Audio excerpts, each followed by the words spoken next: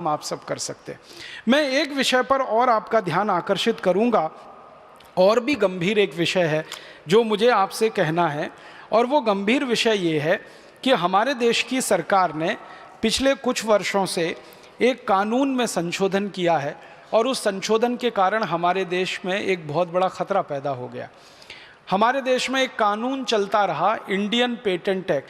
1970 में मैं आपसे बता रहा था, श्रीमती इंदिरा गांधी ने एक बहुत अच्छा काम किया था। इस देश में एक कानून बनाया था, इंडियन पेटेंट एक्ट। उस कानून में कुछ ऐसी धाराएं रखी गई थीं कि जैसे पेटेंट की जो व्यवस्था है, पेटेंट आप जानते हैं कानूनी अधिकार है किसी भी व्यक्ति का या कंपनी का किसी एक दवा के ऊपर, विशेष दवा के ऊपर।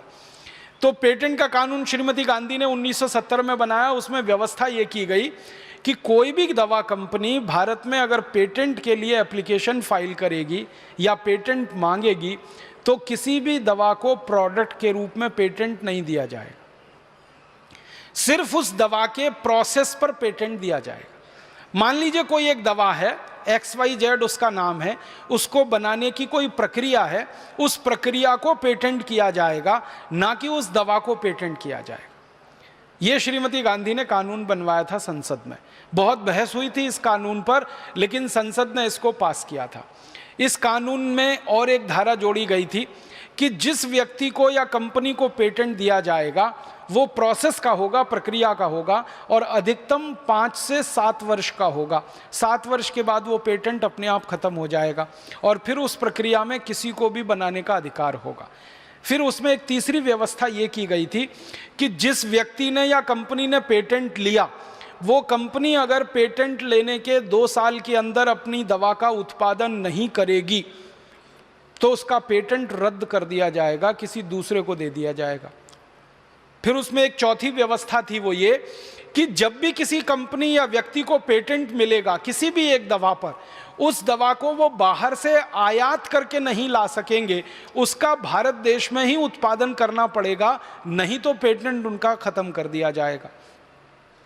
फिर उसमें और एक व्यवस्था की गई थी जो बहुत बढ़िया रही इस देश में, कि भारत में 2 तरह की चीजें हैं दुनिया में हैं, एक होती है डिस्कवरी, एक होता है इन्वेंशन।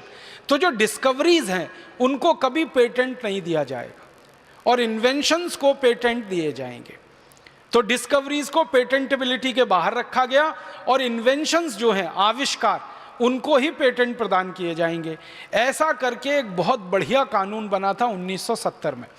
आपके मन में एक सवाल आएगा कि 1970 में ये कानून बना था, इसके पहले क्या था? 1970 से पहले भारत में अंग्रेजों का बनाया हुआ पेटेंट कानून चल रहा था।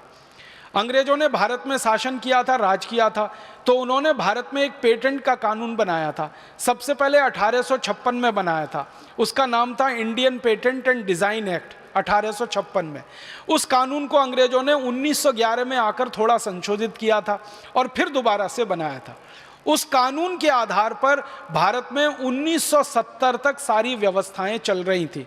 1970 में श्रीमती गांधी ने यह कहा कि ये कानून अंग्रेजों के ज़माने का बनाया हुआ, हमको बदल करना चाहिए था 1947 में ही, लेकिन हम नहीं कर पाए, लिहाजा अब हम इस कानून को बदलेंगे।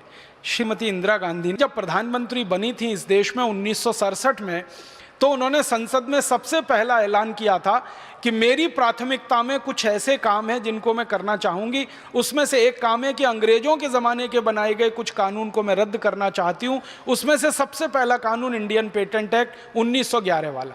तो 1911 के पेटेंट एक्ट को श्रीमती गांधी ने ख़त्म किया था, क्योंकि 1911 के पेटेंट एक्ट में प्रोडक्ट के पेटेंट की व्यवस्था थी, प्रोसेस के भी पेटेंट की व्यवस्था थी।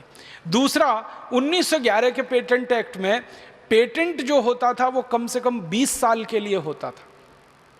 माने किसी दवा पर किसी कंपनी को पेटेंट अगर मिल गया तो 1970 के पहले वो कंपनी 20 साल तक अकेली दवा बनाती थी उसको और बाजार में बेचती थी। मोनोपोली पूरी तरह से उस कंपनी की होती थी। 20 साल तक दूसरी कोई कंपनी उस दवा को नहीं बना सकती थी।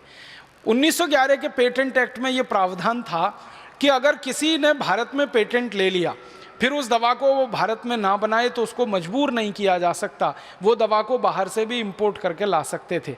माने सारे उल्टे प्रावधान थे 1911 के पेटेंट एक्ट में। श्रीमती गांधी ने वो सब रद्द कर दिए और एक भारतीय तरीके का, भारत की ज़रूरत का पेटेंट कानून बनाया। और इसी पेटेंट कानून के बदौलत भारत देश में दवाओं का और चिकित्सा क्षेत्र का इतना विकास हुआ जो आज हमारी आंखों